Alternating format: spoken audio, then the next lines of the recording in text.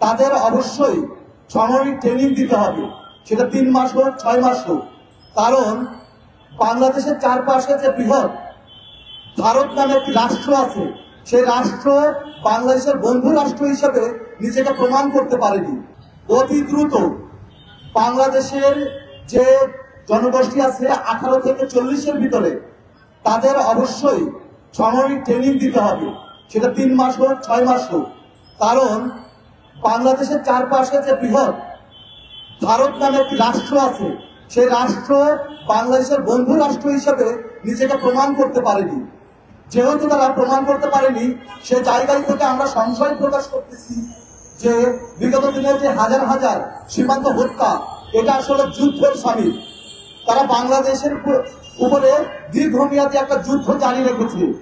সেটা হতে পারে 71-এ বাংলাদেশকে দখল করতে না পারা, সেটা হতে পারে 2001-এ সীমান্তের যে যুদ্ধে বাংলাদেশের কাছে ওরা হেরে গিয়েছিল, সেটার প্রতিশোধ। তার প্রেক্ষিতে বাংলাদেশের মানুষ মনে করে যে বিডিআর বিদ্রোহ নামে যে বিডিআর হত্যাকাণ্ড, এটাও এটার সাথে জড়িত। আমরা সার্বিক দিকগুলো লক্ষ্য করে এবং পর্যালোচনা করে বুঝতে পারি যে ভারত বাংলাদেশের সাথে বন্ধুত্বপূর্ণ সম্পর্ক রাখেনি। তারা এটাকে শোষণ এবং নিপীড়নের একটা পথ হিসেবেই বেছে নিয়েছে এবং ভবিষ্যতে বাংলাদেশ ভারতের দ্বারা আক্রমণের শিকার সরাসরি হতেও পারে। আমরা সবাই জানি 5ই আগস্টের পর থেকে ভারত বিভিন্নভাবে আমাদের নিয়ে চক্রান্ত করছে, আমাদের সীমান্তে আগ্রাসন চালাচ্ছে, আমাদের লোকজনদের অত্যাচার করছে, বিএসএফ প্রতিনিয়ত আমাদের লোকজনদের হত্যা করছে। আমরা এগুলো দেখার পর এখন চুপ রয়েছি, এটা ঠিক নয়। আমরা সবাইকে বলতে চাই যে ভারতকে এগুলো বন্ধ করতে হবে। আমরা ভারতকে শত্রু হিসেবে চিনি না, আমরা তাদের প্রতিবেশী হিসেবে চিনি, বন্ধু হিসেবে জানি। কিন্তু তারা যদি আমাদেরকে শত্রু হিসেবে বাছাই করে নেয়, তাহলে আমরা তাদেরকে বোঝাবো যে আমরা শত্রু হিসেবে কতটা ভয়ঙ্কর হতে পারি।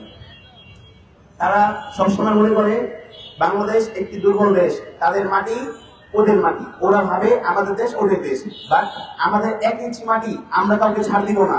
আমাদের মাটিতে নিতে হলে আমাদের 20 কোটি মানুষকে মেরে নিতে হবে। ওরা ভাবে আমাদের একটি সোলজার মাত্র 2 lakh, but they wrong. We have a military power, এটা 20 কোটির পাওয়ার, এটা 2 লক্ষ না।